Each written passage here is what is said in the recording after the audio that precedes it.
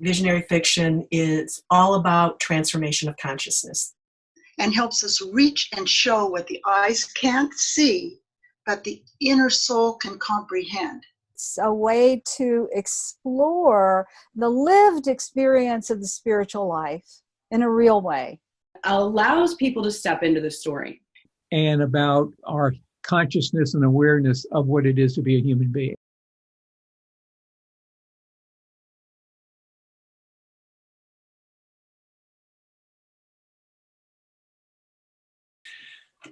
Welcome one and all to the Visionary Fiction Author Interview Series with your host, moi, Aaron Yeagle, sponsored by the Visionary Fiction Alliance, whose mission is to, among other things, help readers discover, explore, and enjoy visionary fiction, and to be a place where readers can find visionary fiction books and engage in discussion with authors. This week's interview is with author Paul de Blasi III, a psychologist and award-winning writer living in New Mexico, crafting visionary thrillers energized with trickster mischief and natural magic. Of his latest novel, The Goddess of Everything, author Isabel Blackthorne, Ph.D., said in her review, a vibrant, dramatic, and disturbing novel packed with religious fervor, magical realism, and horror. De Blasi brings both the natural and supernatural elements of the desert of New Mexico alive in the mind of the reader. Passionate and inspiring, Goddess of Everything makes notable contribution to the visionary fiction stable. Those are nice accolades. So I'd like to introduce Paul de Blasi III. Hello, Aaron, Paul. Thanks. Hi. It's great to be with you, my friend and brother. Thanks for inviting me on. I'm glad to have you. I've spent a lot the last couple of years working with the Visionary Fiction Alliance and reading tons of books, and they're always amazing to me, and such a variety. And so that kind of brings up the question, what is visionary fiction? Visionary fiction to me is mind-blowing storytelling. Essentially, what I mean by that is that it pops off the top of our head. It brings us, or has a potential to bring us into a new level of consciousness by the telling of a story, or in this case with fiction, the reading of it, or if you prefer audiobooks, the listening to it. It has to challenge us. It has to bring us right to the edge, right to the precipice. And there's a dark abyss, and we don't know what's going to happen. I'm a thriller writer. You don't know what's going to happen, because that's the way it works in life. As in psychology and depth psychology, there's no consciousness without crisis. And that's what makes for visionary fiction, consciousness. Yeah, I agree. That the general definition is that there's that transformation into a new level, whether you call it enlightenment or anything. That's a constant theme. And, in her quote, she was talking about the horror and the intensity, and a lot of the reviews of A Goddess of Everything talk about some of the more shocking or stressful situations in Goddess of Everything. So could you tell us a little bit about Goddess of Everything and what you hope to achieve when someone reads it? Right. Goddess of Everything was a story that's been birthed, as all my stories are. I've been in private practice as a psychologist, seeing patients who are in emotional and spiritual crisis for 40 years. I've been writing for 40 years, writing and published for 40 years. When it came to Goddess of Everything, as with all of my novels, the actual story has been fomenting for about 40 years. This story in particular, Goddess of Everything, finally came together for me, because I was seeing in patient after patient, so many lives, struggles with mother. And can mothers be helpful? Can they be hurtful? And then how does love come into play? Because the mother a child attachment forms the foundation of our ability to love and be loved. And here in Goddess of Everything, it all came together and said, it whispered. I had Algernon Blackwood here, Arthur Machen here, both consciousness, very classic visionary fiction, metaphysical fiction writers, and they said, write the story. It's a supernatural, dark supernatural story about challenge, about crisis, and about consciousness. Wow, wow. So what I've noticed, we talked a little bit about earlier, was that this concept of love, almost like being a double-edged sword kind of thing. In the case of Goddess of Everything, the mother is like over the top mother, and like almost I don't want to say sadistic in that sense, but I mean she's very overbearing, and her son is swallowed up by it. Right. Aaron, you are being the utterly kind person that you are in saying that she's sadistic. The great thing about fiction is that you pop it out there to the extreme to make the point clear, okay? One of the things that we see in clinical psychology, when I used to work with really severely disturbed patients, is that everything is magnified that takes place in the normal individual, but it's magnified.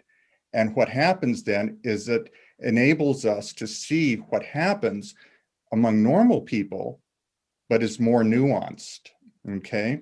So in this case, with mother, and we have Gabriel, the son, who's a healer, and he can't see through his own mother.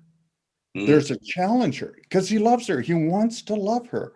And as a psychologist, I was telling you earlier that as a 16-year-old, I was ushered into the mystic realm in a time of crisis.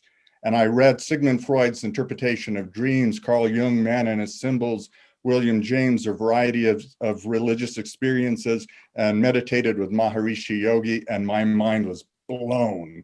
And I saw that I need to understand what love is really about and what it's not. And I later learned, as I continued in my practice of depth psychology, my reading, my writing, that love is multi-nuanced. We are all a mixed bag, and there is no human being alive that is not both good and bad. We have the potential for good, but what do we choose? That includes mothers. Mm-hmm. And sometimes it tips more to the good, sometimes it tips more to the bad, and sometimes it goes dark. Wow. And we see through it when it goes dark. Because everything inside of us wants to believe what's good. Yeah. It's so hard. And Gabriel in the story, he's a healer.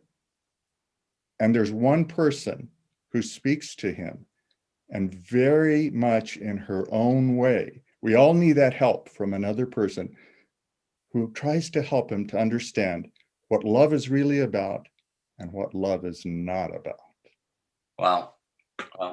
It despite some of the super deep and rough themes, I mean, it sounds to me more like it's a book of love, than something shocking. How does Goddess of Everything relate to Goddess of the Wild Thing?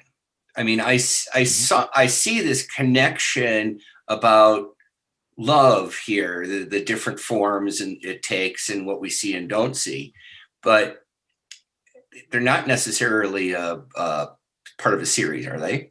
No. Yeah. They are, I think it was Phil Pullman who said in his Dark Materials, is this a series? I don't know if you've read Phil Pullman's work in his Dark Materials. HBO has a series on him. Mm-hmm. He said this is not a sequel. Okay, I don't write sequels. He said I write equals. Yeah, So that's a good one. Yeah. the unholy, goddess of the wild thing, and goddess of everything are equals. They all take place in New Mexico in the mystic, either urban or mystic desert setting, and there are supernatural happenings, and yeah, that's what goes on. And in this case, you asked about love.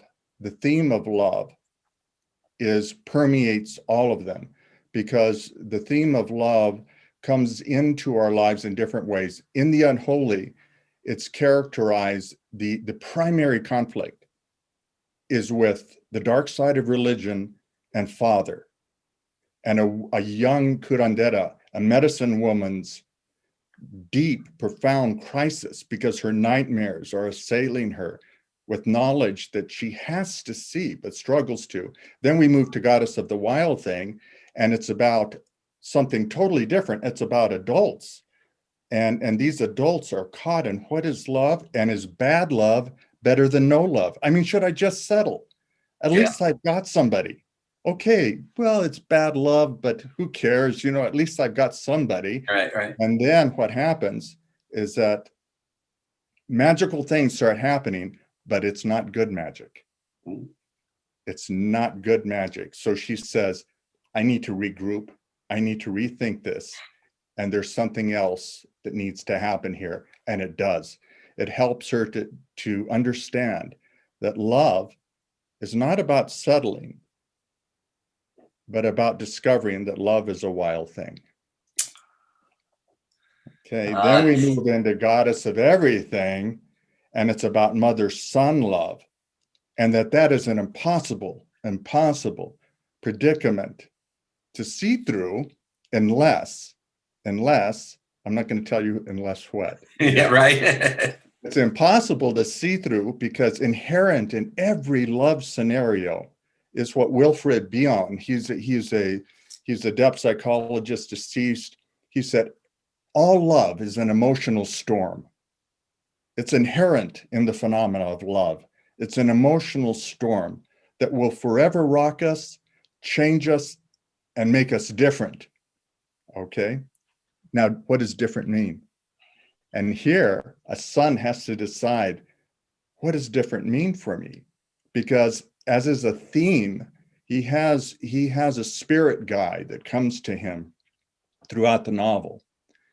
And the spirit guide restates something over and over. In his dreams, he has waking visions, comes to him in moments, times where he's really up against some really, really bad stuff. And he whispers, a man is a man because of his own decisions. And it's that finally sinks into him, and he decides what he wants to do. So it's all about love, but then it's all about decisions. Yeah. And that's the case in my 3 books. So yeah. Cool. I mean, and I've read Goddess of Everything. I haven't read the other 2 completely through, but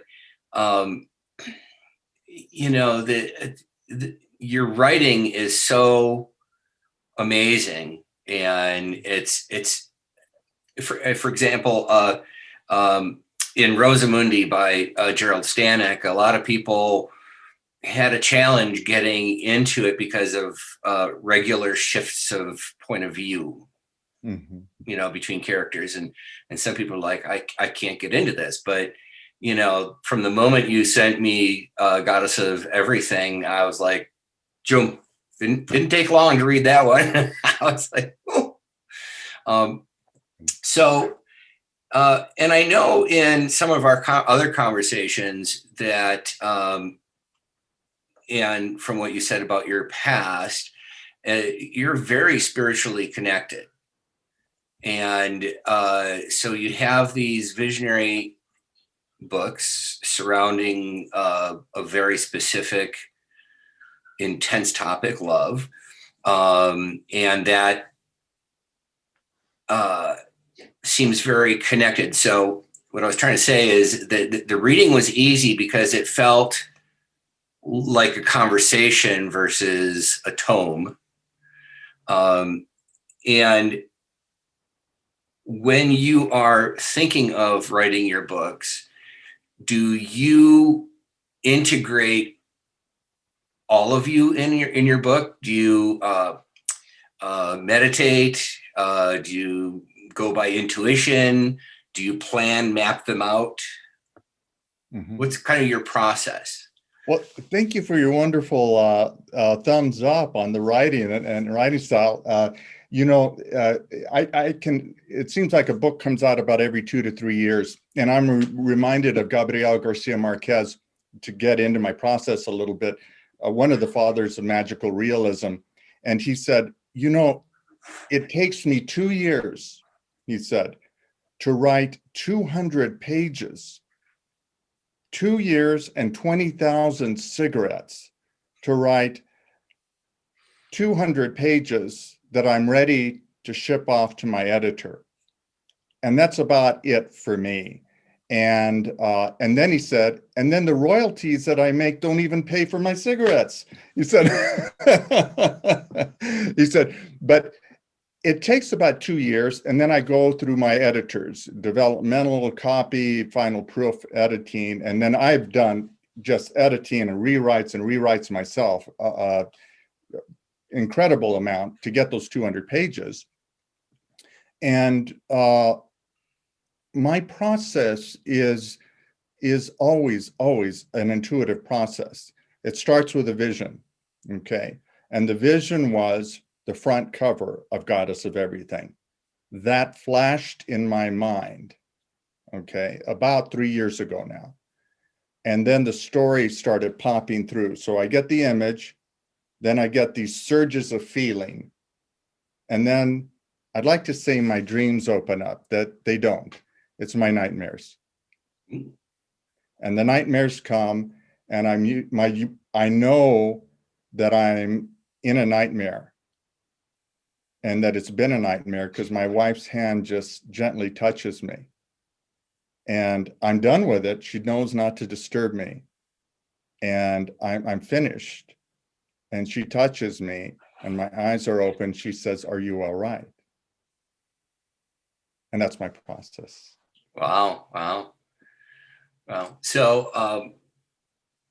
what are the things, since COVID has impacted our lives, we no longer have the opportunity, though it's starting to work its way back, to do author readings and personal appearances and stuff like that.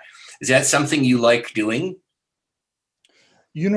I'll do it if it comes my way. However, speaking of dreams, do you want me to tell you something? Sure. Do you want me to give you a dream? Sure. Can I tell you one right now? Sure.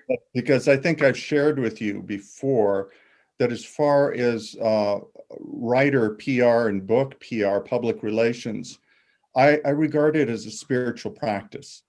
Okay, I have to really feel it, and I have to feel it both in terms of doing what I'm doing, but also the timing of it, when to do it, because there's a time to do it and a time not to. That's what the Tao is. All of Taoist philosophy is built on.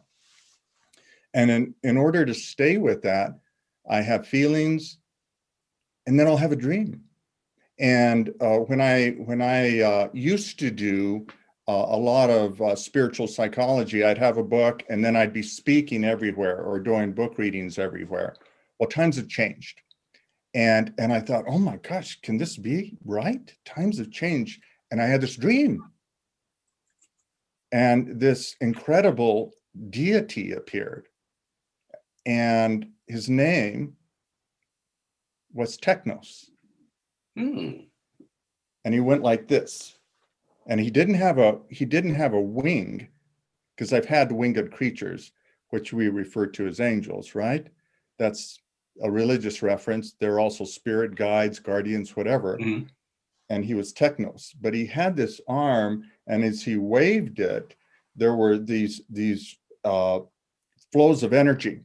And I saw this incredible rush of river. We live along the Rio Grande River here. And it was this swell of luminescent river water. And it was just flowing. And I knew it was virtual reality. And I prefer the virtual realm. And that's been guidance from Technos. Ah, okay. Well, we're going to get you some virtual.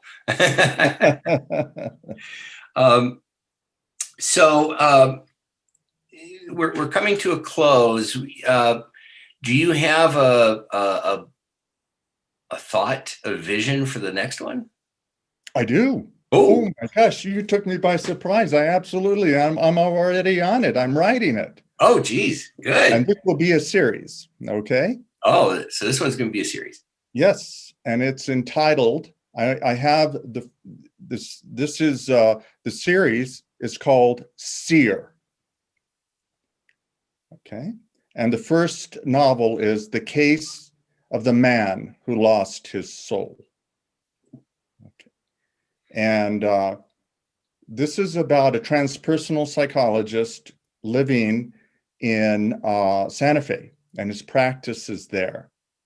And people from all over the world consult with him. And in this instance, in this story, in this visionary thriller, it's about the man who lost his soul. Wow. I'm excited. Yes. Cool. That's my next one. That's the next one. Well, we'll have to keep an eye out for it. And And remember, even though these novels are dark, don't let them scare you, because there's always hope. There's decision. There's the emotional storm that love is always about, but there's hope. Oh, yeah. With the caveat that a decision needs to be made. Yeah. Well, that is visionary fiction, the Yes, transformation. So if it starts out dark, that means it's going to end light. Boy, that's how it works, right? Yeah, I hope so. All right. Yeah. All right. Well, thank you, Paul. I appreciate it for your time and telling us about your books and about you. This is really good stuff. And all of you out there, if you have not done so, check out The Goddess of Everything. It's available on Amazon and everywhere else. And you're in for an amazing read when you pick it up. So go do it now. Support your local authors. All right. Thanks again, Paul. I'll see you later, right after we're done here. Yes. Bye-bye.